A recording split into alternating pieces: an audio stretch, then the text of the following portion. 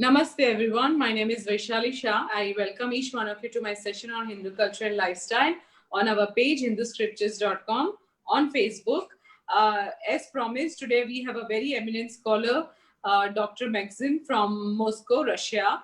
He has a PhD in world cultures and specializing in Indian culture.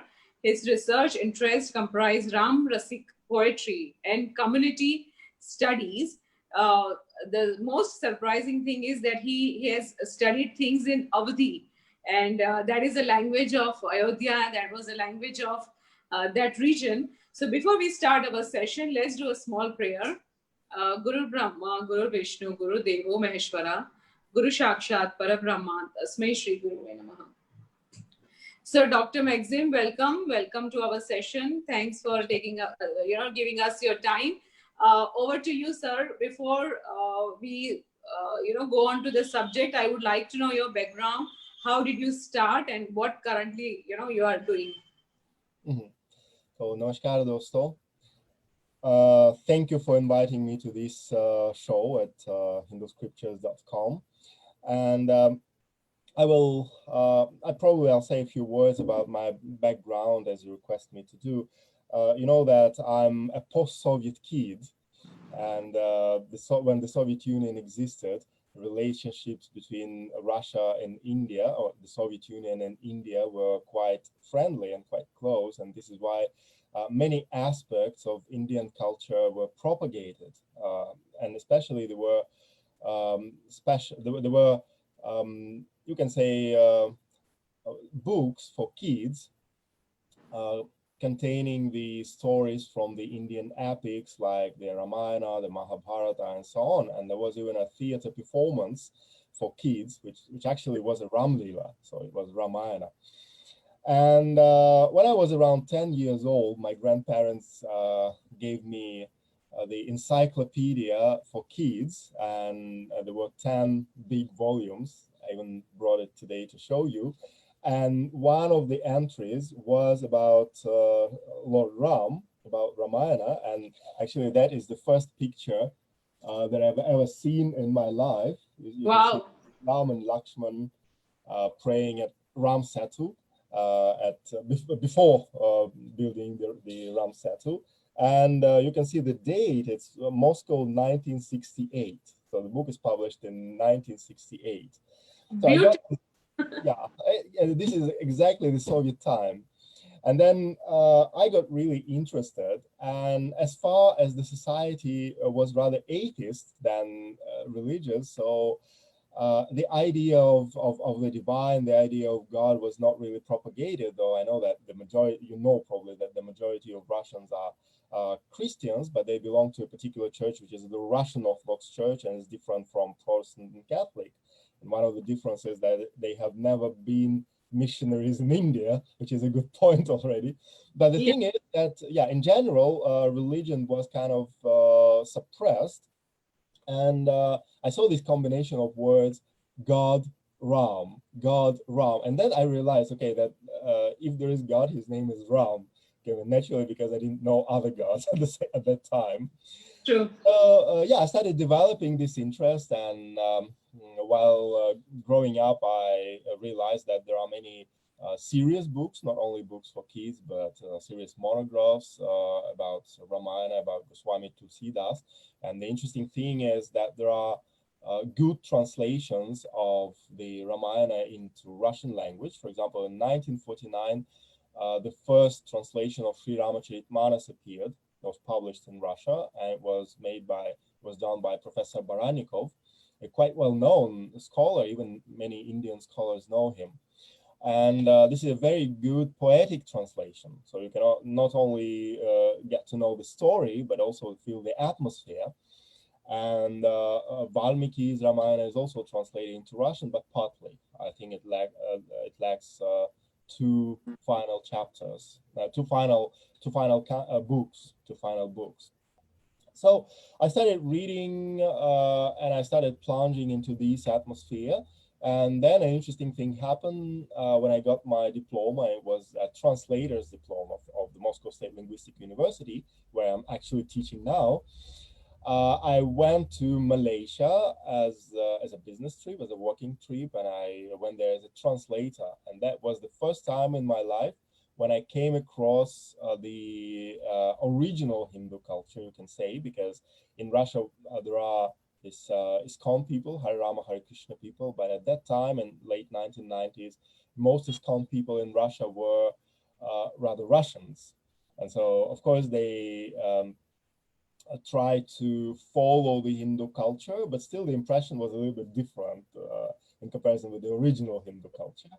And when I found myself in Malaysia, I started visiting the Hindu temple, which is Mahamariamman Temple, quite well known. And it is known also because probably everybody knows Swami Shivananda Saraswati from Rishikesh, who founded the Divine Life Society and the Shivananda Ashram in Rishikesh. So before settling in Rishikesh, he used to live in KL, in Kuala Lumpur in Malaysia, and he exactly attended the same temple. It was very inspiring. So I decided to continue my, you can say, devotional life, because I was still attracted by Sri Ram. And at the same time, I wanted to do a more serious, you can say, scholarly research. And it brought me to India. And my first trip was in 2006, so quite long ago. And it was South India. So why South India? Because you probably saw that picture that I showed you today, that Raman and Lakshman praying at Ram Setu, at Rameshwaram. So I wanted to visit Rameshwaram, and I wanted to visit Sri Rangam. So that was one of my first impressions about India, Rameshwaram and Sri Rangam. And as a result of this journey, I wrote my first book in Russian. At that time, I was not a scholar. At that time, I still worked as a translator for a coal mining company. So nothing, Okay. so nothing to do with the research. But I wrote my first book following that journey, and it's called The Path of Satchidananda. The Path of Satchidananda. And now I know that I was mistaken to choose that title because Russians could not understand it. It should be simple probably, but that was my first experience. And and when some scholars from the Institute of Oriental Studies, Russian scholars, read this book, especially with one quite well-known scholar, and he read this book and he told me, well, why don't you go for a PhD, for a thesis? Because the material that you found actually, well, it will help you to write, to defend a thesis, and actually you can convert your book into a thesis. And this is when I decided that I also have to choose the career of a scholar, because it comes naturally. It's not that I'm striving for it. It comes naturally because I'm inclined to languages, and I wanted to study Hindi at that moment. And I also was inclined to philosophical studies, and especially in the field of Indian philosophy, Hindu philosophy, and I was inclined in Indian culture. So all these interests slowly became my profession, my professional interest. And I finally defended my thesis in 2011, so it was around 9 years ago. And since that time, I left my job in coal mining business and started teaching and started doing my research officially already. So the hobby became my profession. And speaking about, you can say, devotional or ashram background, it also came naturally because very early I started.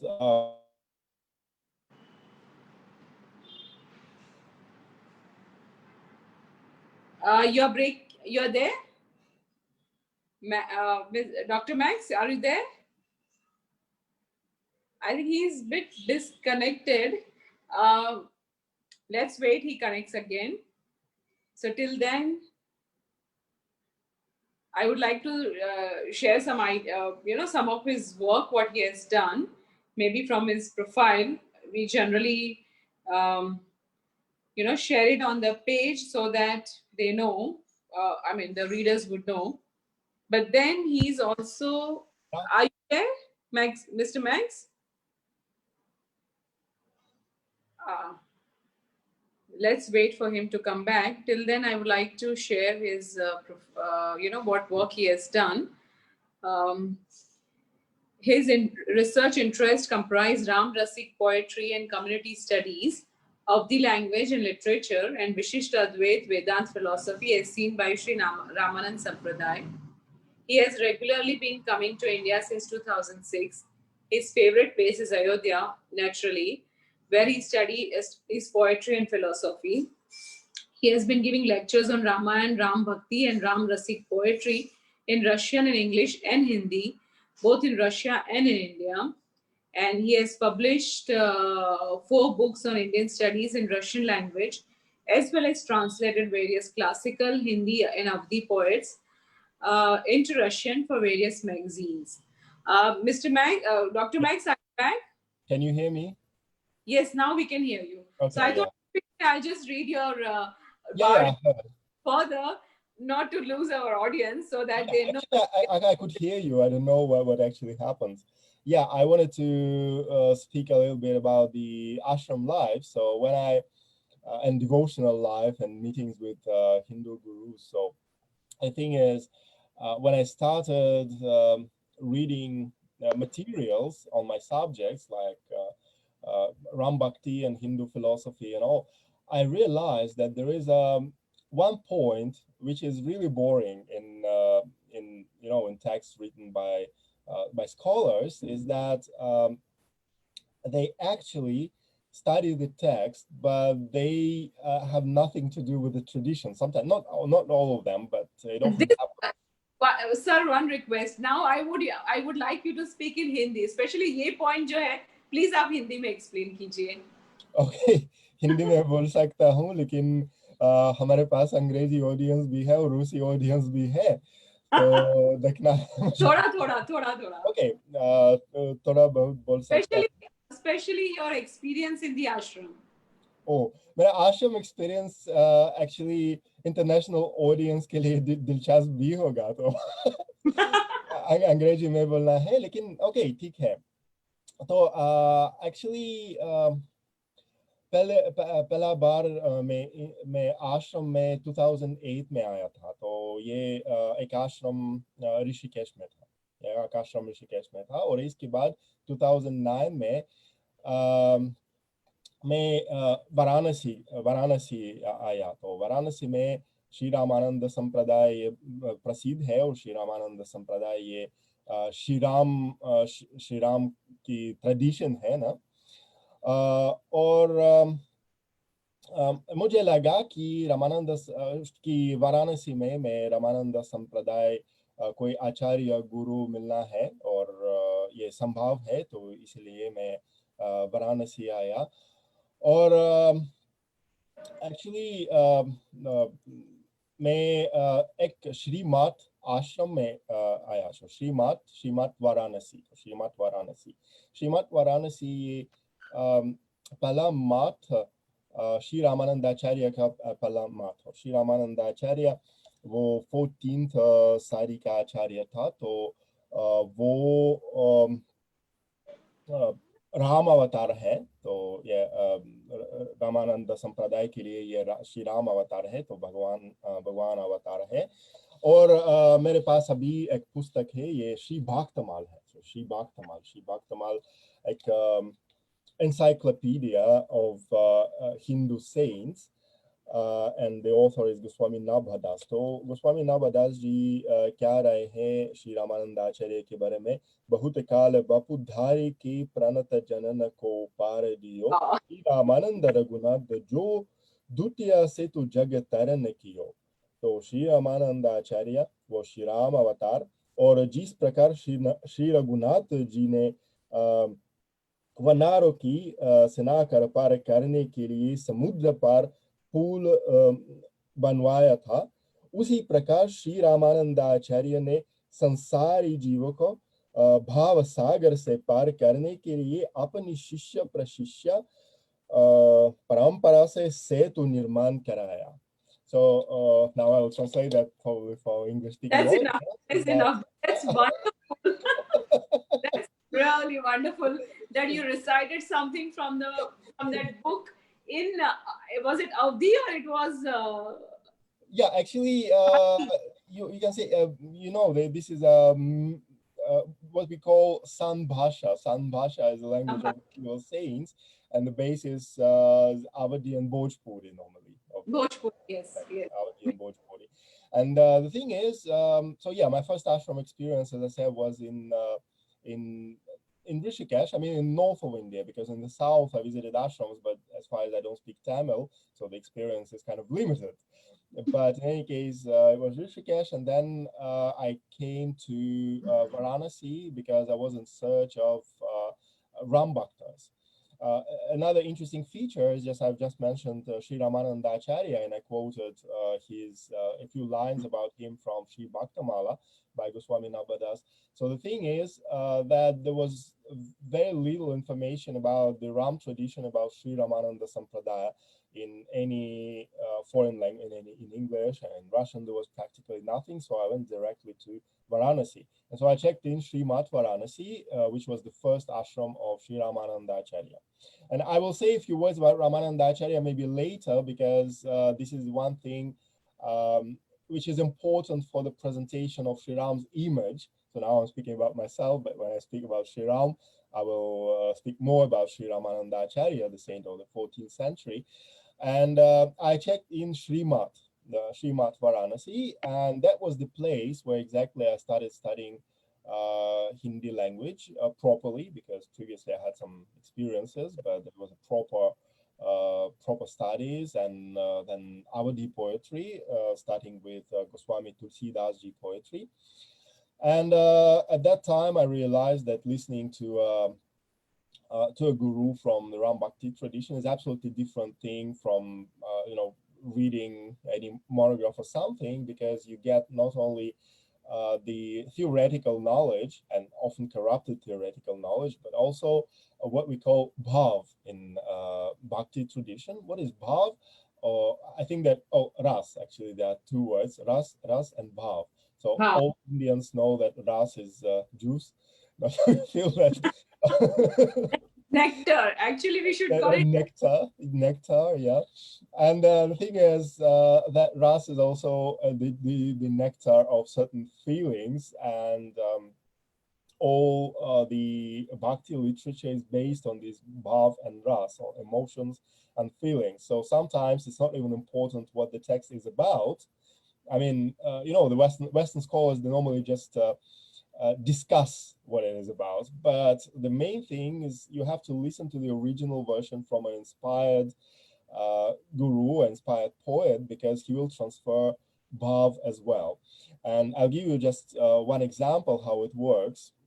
In Dohavali by Goswami Tulsidas, there are a few verses. For example, in the very beginning, he describes how Sita, Ram, and Lakshman are sitting in Panchavati.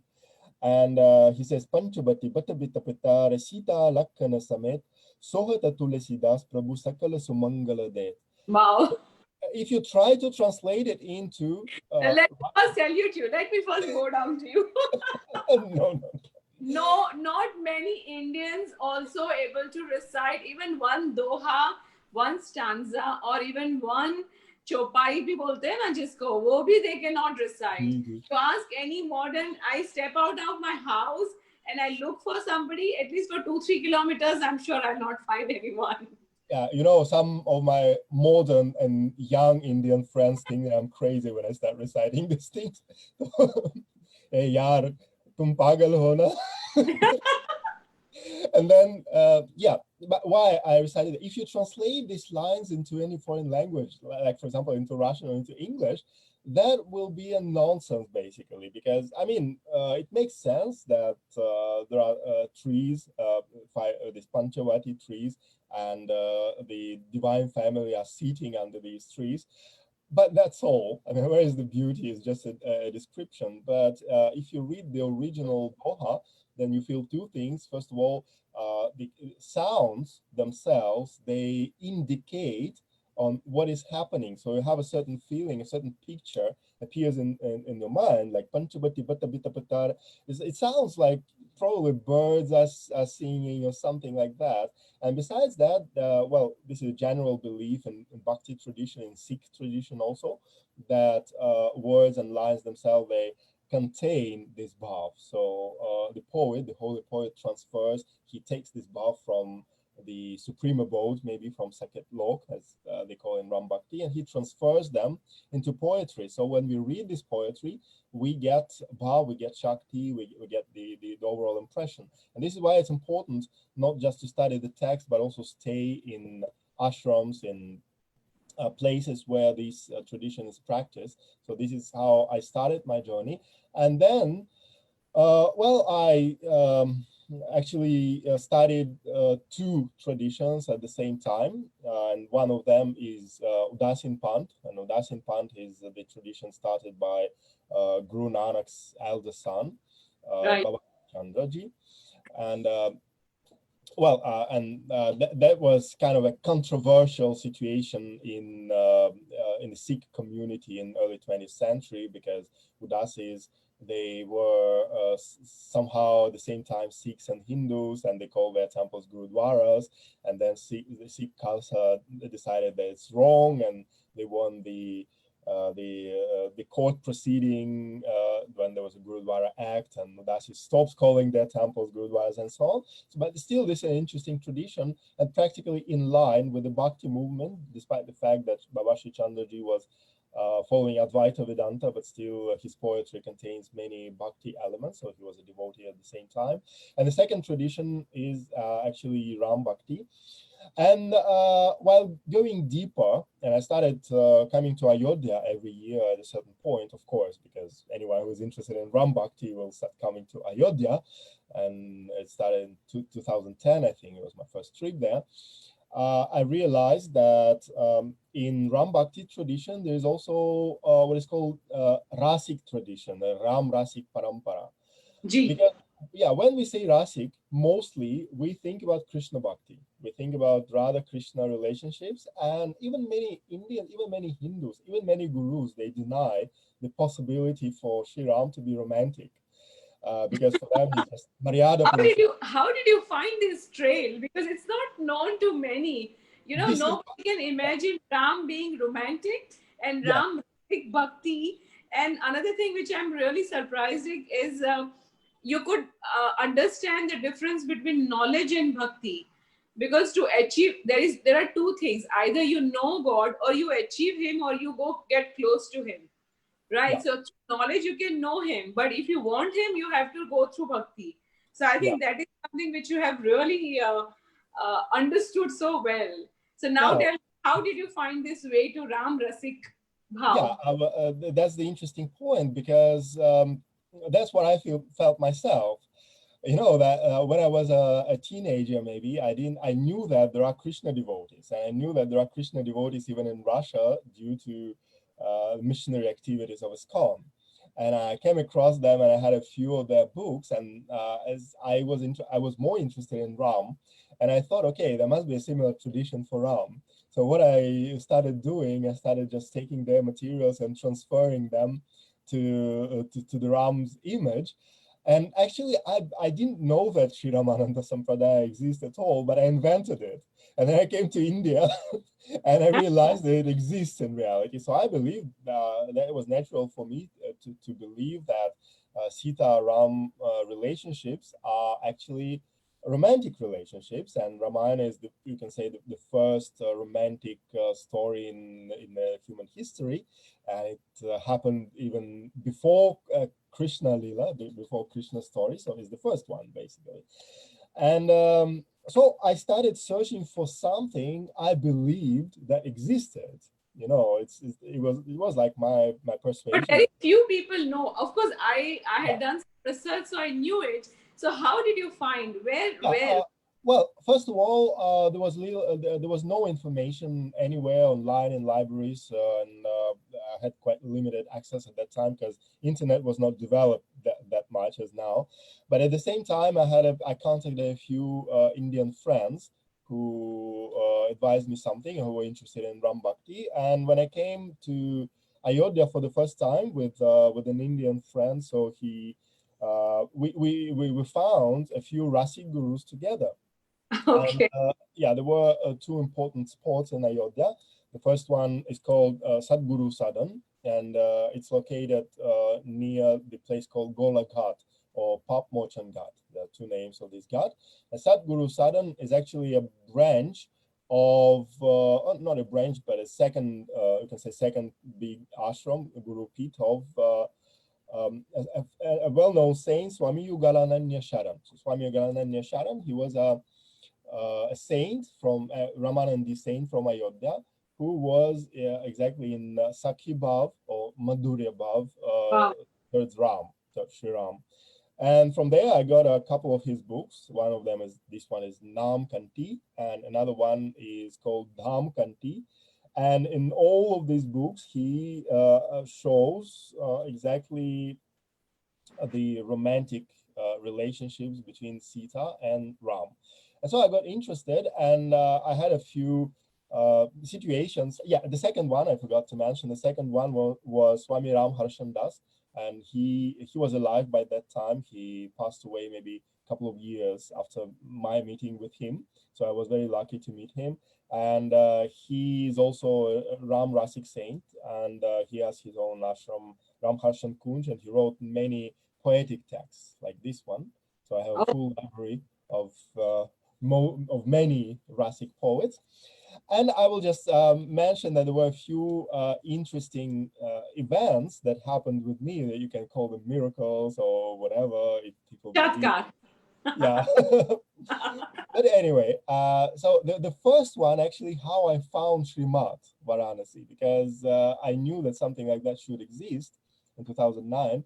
And I didn't know how to find it, and Google Maps were not on, and I still had just not a smartphone, but just a normal phone. So it was quite difficult to find. And when I was roaming in Varanasi, I was just roaming around the Ghats, and I suddenly saw a sadhu who looked like Ramananda. So I realized he belongs to Ramananda Sampradaya. So he had a Ramanandi tilak and a tulsi mala and everything. So I approached him and asked him, I said, J.C. Aram, and he replied, J.C. Aram. I was very happy.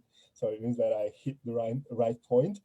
And I asked him, where can I find a Ramanandi temple, Ramananda Sampradaya? And he just said, follow me. And he started walking, and I followed him.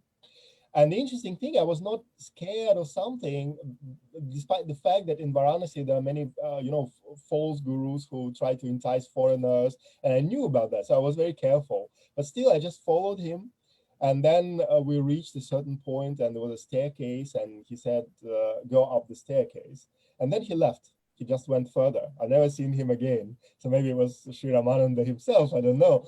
So I went up the staircase, and I saw that this is the Gurukul of Shrimat, and there were a few young students who were laughing and greeting me like that. And then I realized that I was one of probably 2 or 3 foreigners who ever visited the place. And another one was Daniela Bevilacqua, who defended thesis on the place.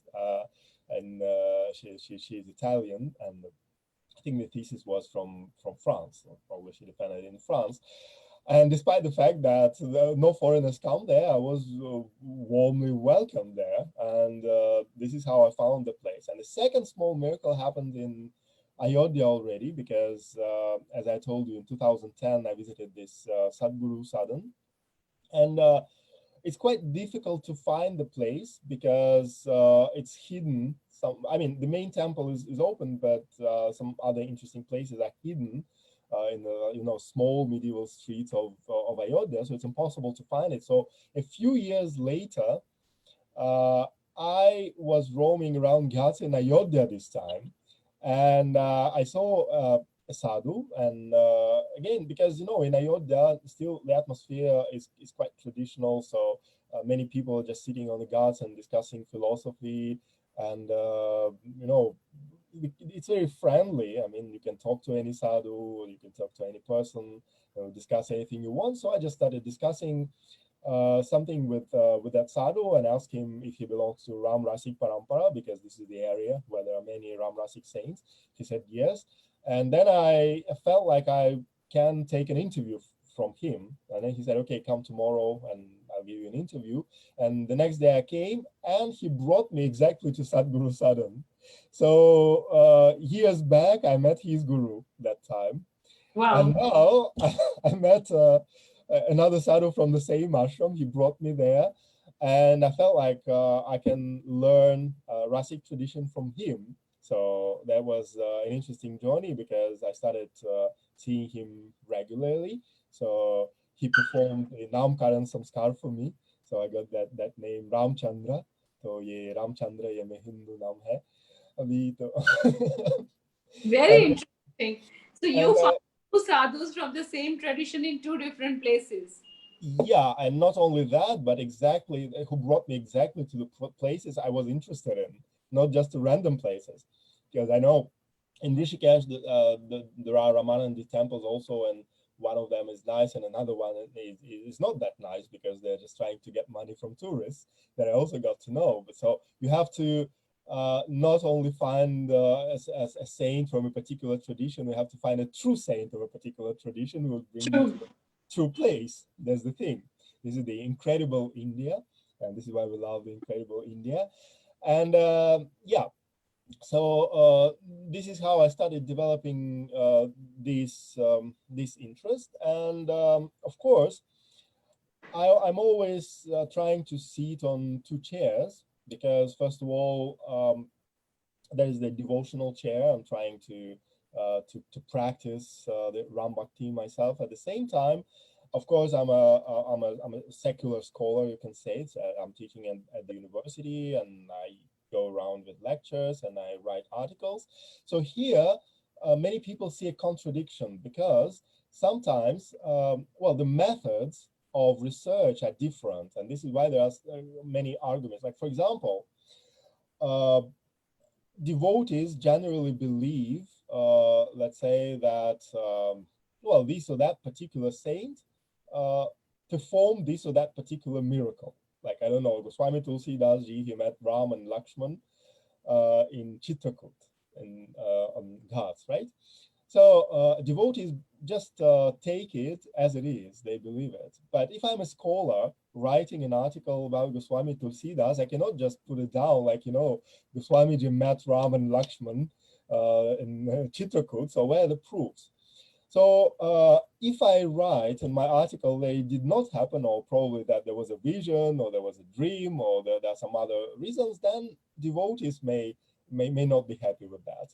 But if I put down that he met them, then scholars will not be happy with that because they'll say, well, where are proofs? There are no proofs for that. So for me, the main thing is to bring peace between the two sides somehow, by which means by trying to say that when we speak in different space, we have to use different methods. Language. So we have to understand that the methods of a researcher are different. So when you speak to the secular audience, you have to give proofs. If there are no proofs, you have to say something like we or they believe. We claim. Yeah, something like that. But if you are talking to devotees, then you can plunge into that devotional atmosphere, devotional lifestyle. But there is another point that, in my opinion, brings peace between these two sides. So you can put up with both sides. This is poetry. Because Indian tradition is, first of all, a poetic tradition. I mean, bhakti tradition, of course, is first of all a poetic tradition. So most 90% of bhakti saints were poets. Goswami Right. Tulsidas and Sri Chandraji and Kabirji and Ravidasji, and all they were all poets. So speaking about poetry, poetry is a vehicle of, as I said, bhav and ras, first of all. And you find a phrase that confirms this fact in the Upanishads.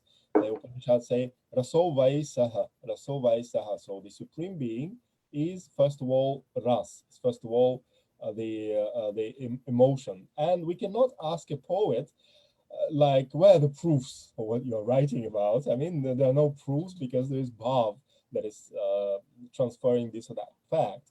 For example, there are many controversies concerning the authenticity of certain stories about Sri Ram, for example, given by Goswami Tulsi Dasji. But now I think that most people in India still accept Ramacharita Yes. as a kind of authority, but not everyone. And also there are further authors, like, for example, Ram-rasik poets. They are always questioned, but how come? I mean, it's not in the Ramayana. So what I believe in, like, as a scholar, for example, I can say that in Valmiki Ramayana, there is no Pushpavatika scene. As probably you remember that it's just the Swayamvara is absolutely different. It's not like in Tulsi Ramayana. So just Sri Ram comes with Lakshman, he comes, and Guru Vishwamitra, he comes to Janakpur, Mithila, and actually, he never sees Sita Ji before that marriage, so he's not really in love with her. I mean, at least we don't know that if he's in love or not, but he's never seen her. So he cannot be in love with her, and this is a surprise for him, and probably that she's beautiful and everything. But the thing is that what is important is to follow dharma. So there should be a dharmic marriage. Like sometimes, Indian parents, they want kids to marry a particular person. This is a big headache for many people, for many young people. But in Goswami Tulsi Dasji's poem, we see a Pushpavatika scene, which is very important because Sita and Ram have a chance to see each other and to fall in love before the competition. So in this case, Sri Ram is fighting for his love, like he already knows he's in love and everything.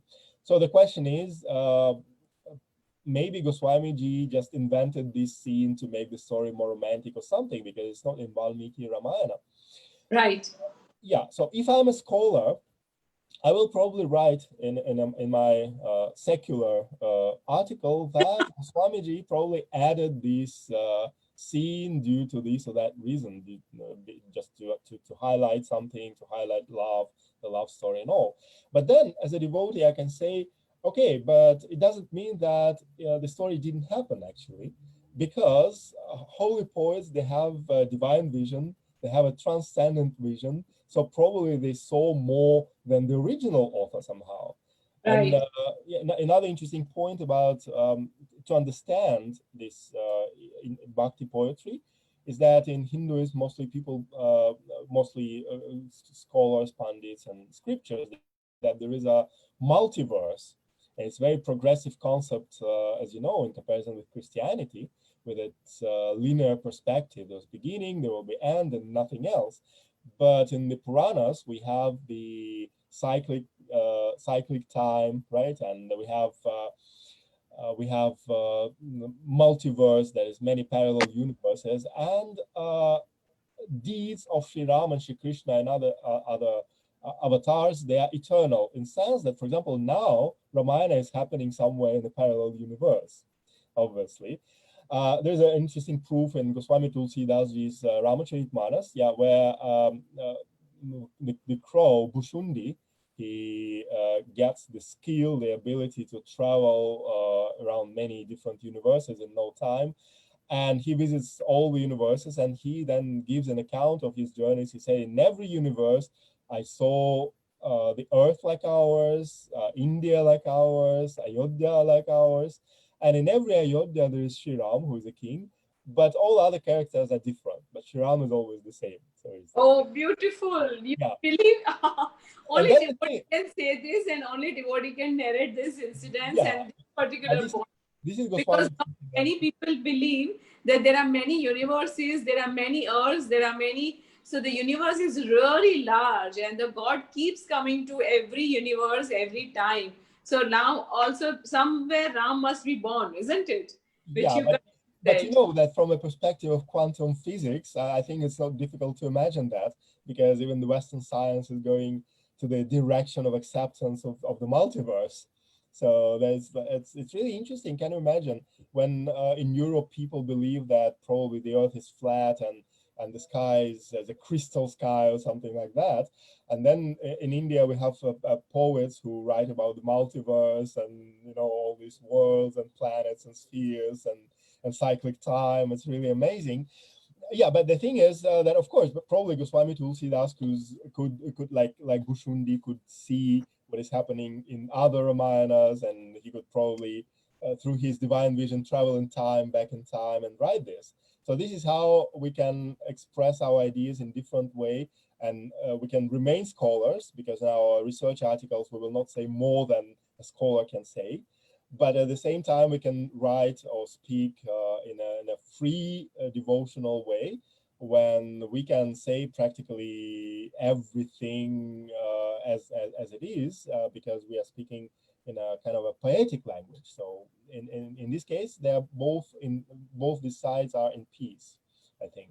Though despite the fact that it's not difficult to make peace between these two sides, I know that, of course, in many countries, like in Russia, for example, one must be very careful, because he can be accused of being a cultist, for example, if you start speaking at a conference in a devotional way, and people say, okay, he's brainwashed by a certain cult in India, and this is why he's trying to transfer this information that way, not in a scholar way. But in India, I don't have problems. I mean, in India, whenever I give a lecture to Indian students, like 90% of cases, I think up to the present moment, 100% of cases, but of course, I cannot be so bold to say that 100% of cases, but 90% of cases, students are quite positive about my way of presenting the facts and the information, and it does not really depend on their political views. But of course, controversial questions are always asked there, like, why Sri Ram banished Sita, and why Agni Pariksha happened, and why Vali was killed by Sri Ram, and all these controversial questions, they always happen. But of course, people are curious. Even in Russia, whenever I receive a question about Ramayana, this is one of these three questions. Okay.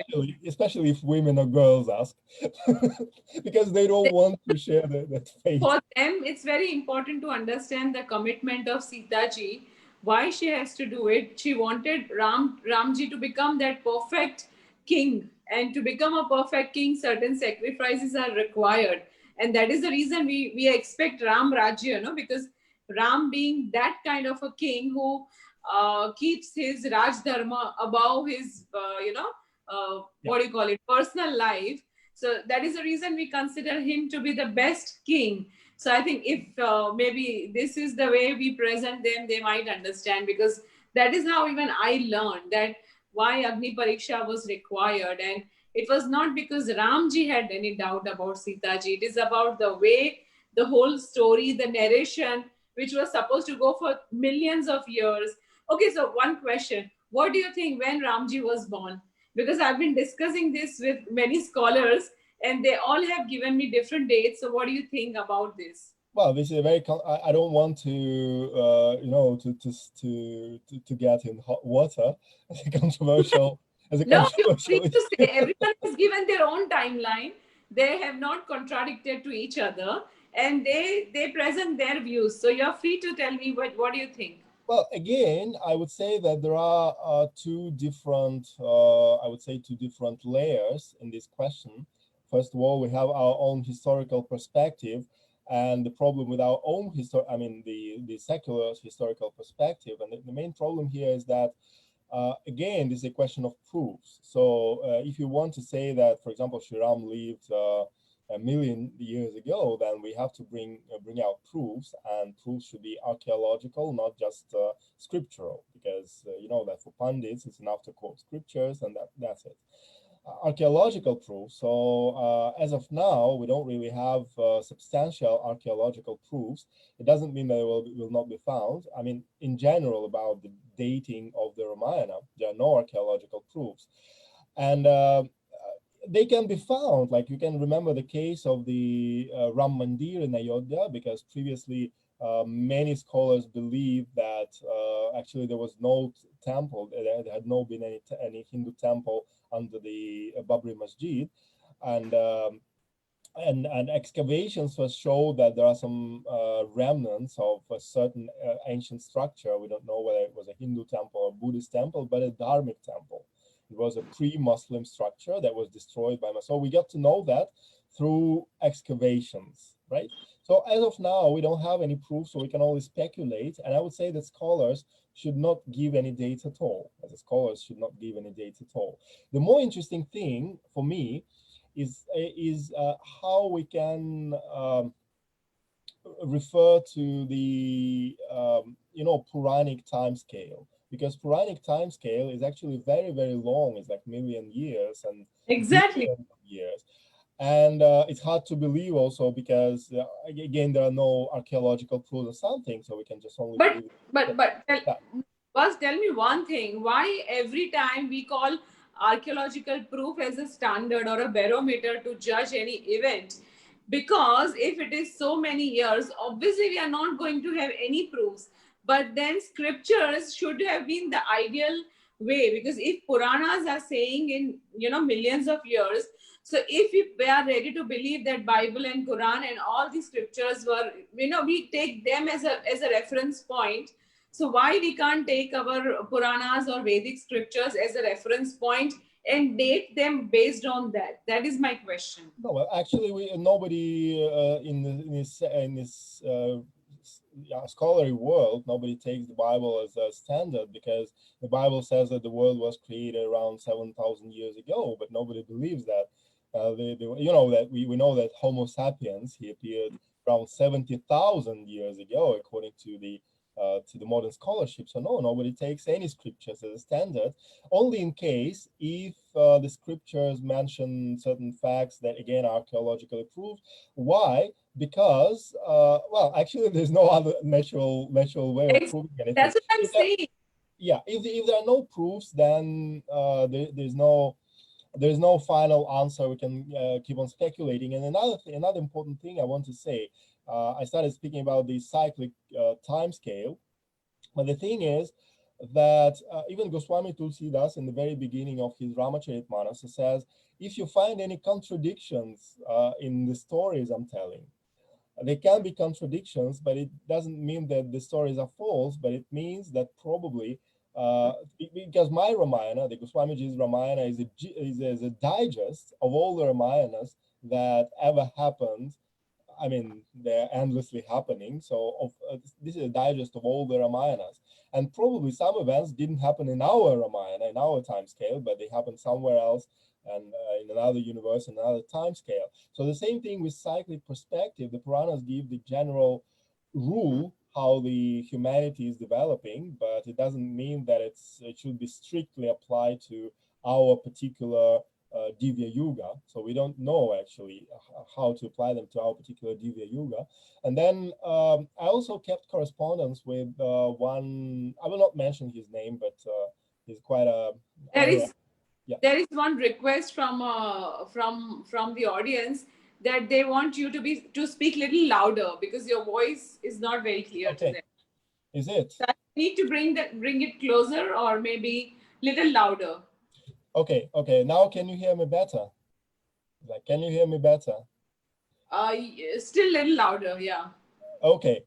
Well, I'm trying to speak at the top of my voice. I think there's probably some technical issue, but in any case, yeah. What I wanted to say is that I kept correspondence with one Western, actually American researcher. I don't want to mention his name because I don't know if he wants me to mention his name in this respect. But he also mentioned that in Hinduism, there's also a concept of Maya, and the concept of Maya is actually, it refers to relativity of time.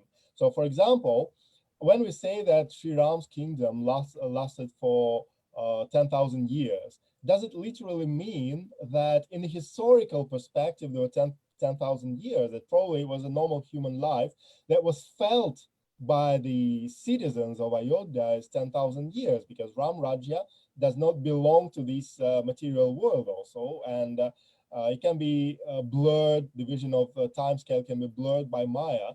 So this is why I think that on the basis of just Puranas and scriptures, we cannot really calculate time. We cannot calculate time. this is on the level of Bhav, on the level of Ras. We can take that it was like 10,000 years. I will give you a more probably Pramanic example.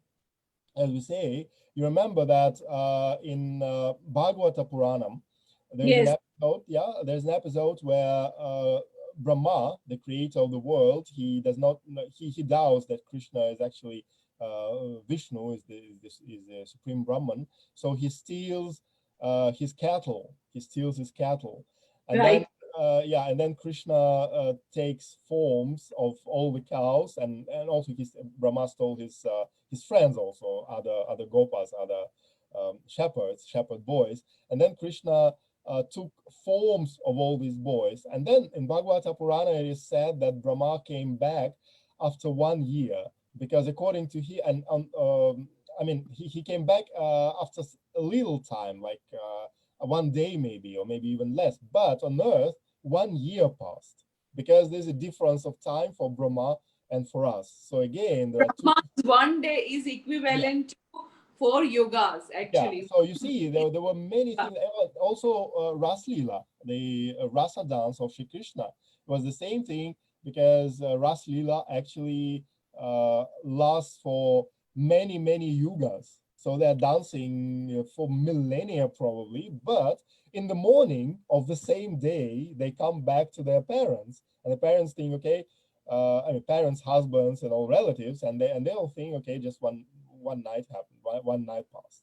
So there are many different time scales, and it's practically impossible to get to understand which one is our actual time scale, which is a divine time scale, which is a relative time scale, and Maya time scale. So I think they are not, these 2 points are not contradicting. Even if we find archaeological evidence of Ramayana happening, I don't know, 1,000 years ago, but of course it cannot be the case, or 5,000 years ago, 7,000 years ago, it will not contradict the Puranas, because we don't know the time scale they are talking about. So this is my point. And I think that this is the only thing we can do for to stop this The argument. particular point. Then one last point I want to ask you is, one thing I can feel that you have achieved, you have already felt Krishna's or Ram's presence in your life, because only once you achieve him, or once you see him or experience him, you can say certain things. And that I really appreciate, and I really admire, and at the same time I'm surprised as well, pleasantly surprised, that living in different part of the world, that this is only Krishna's mercy, that he can make you feel his presence, no matter which body, which form, which country, which planet you are in. And it's always his blessings, and then only we are able to communicate, we are able to see, if we are able to sing his glory, and we are able to propagate his theories and his messages. So one last thing I want to know from you is, what our audience should learn from Ram's character, some pointer qualities, why we should worship Ram. You have given some idea about romantic Ram, but then there is idealistic Ram, there is a complete man, there is this guy man who is everything. So what do you think about his whole personality? Yeah, first of all, I will reply to your previous remark about people from different countries who can love Ram. There is a small book called Sri Ramananda Chalisa from Ayodhya, very really unknown. You see, it's in very bad condition because it's quite old, and it says Ram mantra ke sab adhikari balaka vriddha yuva naranari. So everyone can be adhikari for Ram mantra or Kiya Goshana Shankha Bajai Parama Udara Sunata Ko Jo Ai. So this is the Ramananda Chalisa, and then it says that the Ramananda Acharya found disciples from all the Varnas, and he said that Dwara Shishya Pradhana Banai Dvi Jatiya Shudra Sabahi Apanai Dali Pakhanda Bhakti Sustapana Kiya Digvijaya Ora Deshatana. So basically, country, caste, race, jati, pati, puche na koi, hariko bajai to harika hoi. as Ramananda Acharya used to say. Then, yeah, the thing is, speaking about Ram, well, first of all, I don't find, again, any contradiction between the romantic side and Maryada Purushottama, the idealistic Ram, because many people believe that Maryada Purushottama is something dry and, dry and dharmic and related to the law only without any feelings. But Maryada means also means that you are perfect, and you also have to be perfect in love and friendship and in other feelings. This is why, well, I prefer the term for Ram is Madhura Murti, so the form of love, Madhur Murti. yeah, Okay. for the form of love, and this is why actually he's Maryada Purushottama, because he loves the people, he loves the world, and this is why he came to serve people, to serve the world. So I think that of course there are qualities that are always indicated, like he's the best son, the best brother, the best husband, and so on.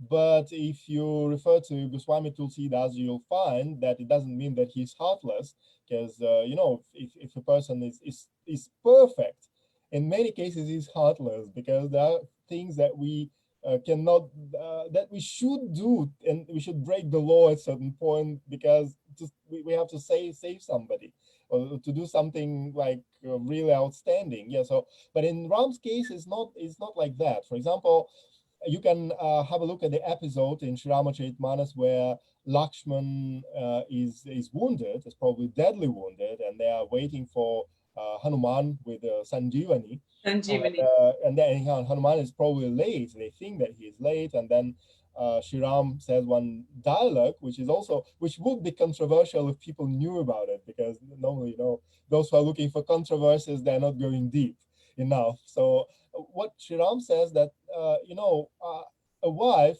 if I ever knew that it would happen like that, if my brother would be wounded, then I would have never taken him along with me to save my wife, because wives come and go, but brothers always remain. That's an interesting point. Did he say that? Yeah. But then Goswamiji says that why Sri Ram said that, it's because he wanted to he's, of course, he's the supreme being, he's Brahman, but he wanted to behave like a human being, and that was a perfectly human emotion. So I think that one of the main features of Ram is, even if you try to be perfect, a perfect king, perfect husband, perfect anyone, you still have to have heart, and you still have to treat people in a good way, treat people with an open heart. And the same quality is also, there's another proof for the same quality, because again, the situation with Sita ji, at the end of the Ramayana, we often find Sri Ram heartless in this situation, because of course he left his wife and sent her to the forest and all. But at the same time, I believe that this is also a proof that he is not heartless. It's just we have to know that in ancient times, the royal family, like the wife and relatives and ministers, for example, of the country, they were considered to be as one. It's not like I am Ram and you are Sita, but we are one Sita Ram. So it's impossible to divide. And we have people. We have, here we are, and we have people, and we have to take care of people. And so also probably at that time, it was believed that if something like that happens, then the whole country can be cursed. So Sri Ram had to choose, just like the same case with Lakshman at the end. So either Durvasa Muni would curse the whole country, or Sri Ram should leave Lakshman. So because Sita is a part of Ram, he prefers to cut this part of himself, to cut his hand, or even his heart in this case, but not to put people in a dangerous situation, because again, he loves people. And again, if you ask any Indian, any secular Indian, any anti-Ram Indian, anybody, would you like to have a president who would choose his wife and not his people in case of a contradiction? They would say no, but still they request Ram to do that. Still they request Ram to do that. then he's Ram, right? Yeah, so this is the quality. So I believe that though you are striving for perfection, at the same time, you still have heart, you still have human emotions, you still have some kind attitude towards people. Another thing is, I often speak about the contrast between Ram and some other forms of God, or God is represented in different religions. So when you say that, why Ram sent his wife away, why Ram killed Vali, why Ram killed Shambhuka, then if you take the image of Jehovah in the Bible, then Jehovah killed millions of people, including newborn kids in Egypt. You can imagine, if you compare these two gods, then Ram practically, he just sacrificed a few members of his family because he had to do it, if you understand that. But Jehovah just used to kill lots of people without any actual cause, just because they did not believe in him, and because probably they belonged to some tribes that they were enemies of Jewish people. So there's no comparison here. So Ram is, of course, is much more Maryada Purushottam than any god in comparison. And again, I often hear that those who, well, let's forget that Ram and Krishna are gods, because otherwise we cannot discuss their character. They're perfect in any action, in any case, they're leelas. But if you take them as human characters, then those who try to find fault with Ram often opt for Krishna, because they say, okay, Ram is he's so boring, and this is the relationship with Sita, which failed, and all. But then, which did not fail actually, they believe so. But Krishna and gopis, it's all fun, and they were enjoying. He was cool and great. But if you compare them, then Krishna was simply irresponsible, because of course he had fun with gopis, but then he left them altogether and went to Mathura, and then he built Dwaraka, and he married Rukmini and other more than the 16,000 wives, right?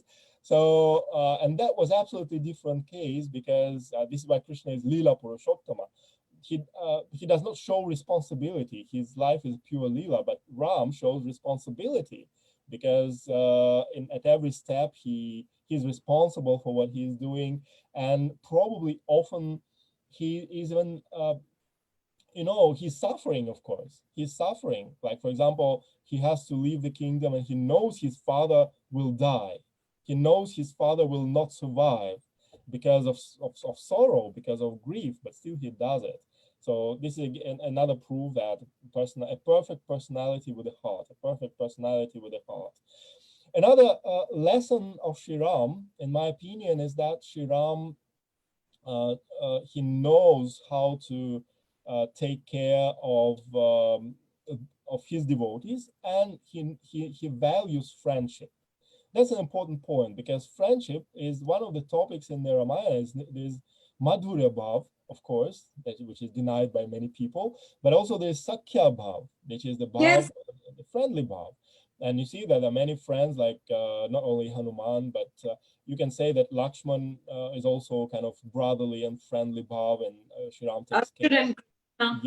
Yeah, and Sri Ram is a confident friend, and again, he is ready to sacrifice himself, and he is ready to sacrifice his relatives, even his wife, but his relatives, for the benefit of people whom he considers to be his friends. And in Kavitavali, Goswami Tulsidas also says that,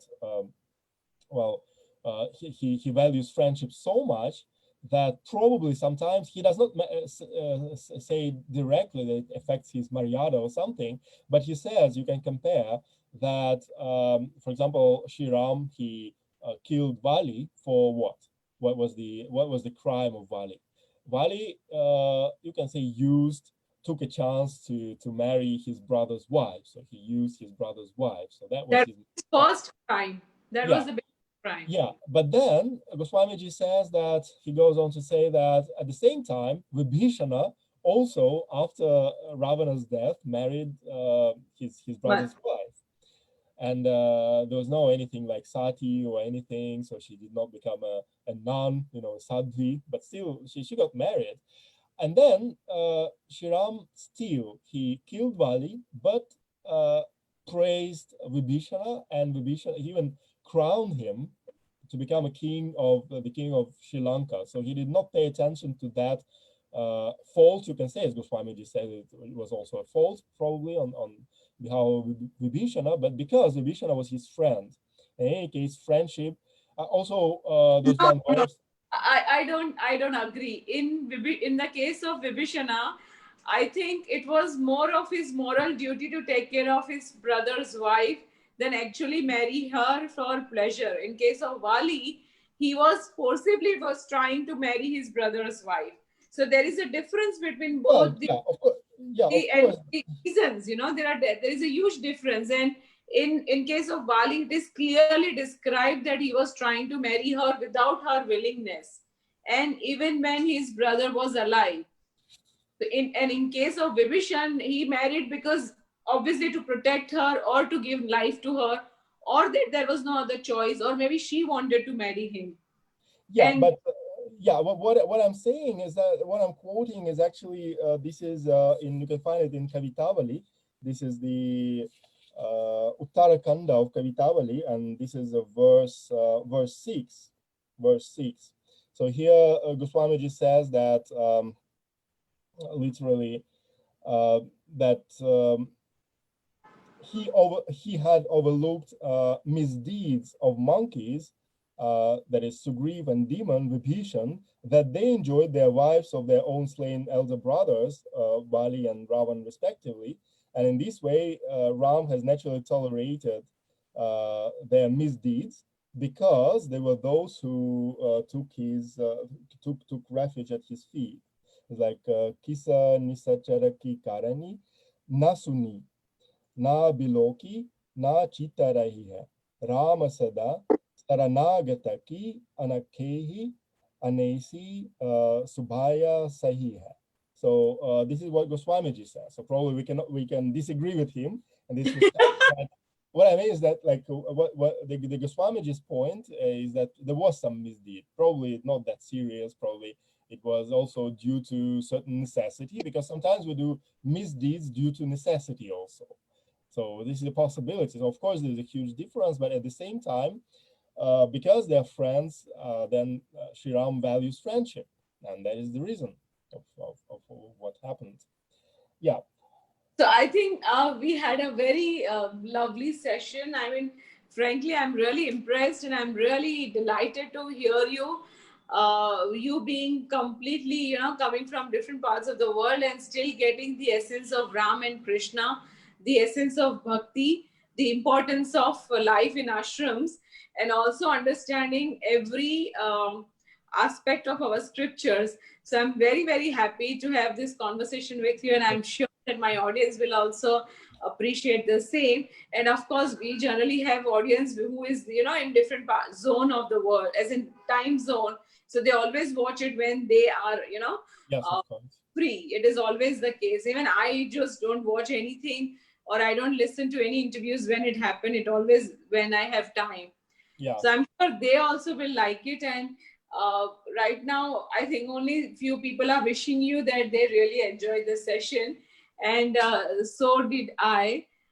I think we'll have this conversation once again for something That's else in true. the future. That's, But for now, I'm really happy and I'm very thankful thank to you you. for your Thank you. time, because it was a very lovely 1 hour conversation, completely soaked into bhakti. You actually took me to Ram, you took me to Krishna, you gave me some tears in my eyes.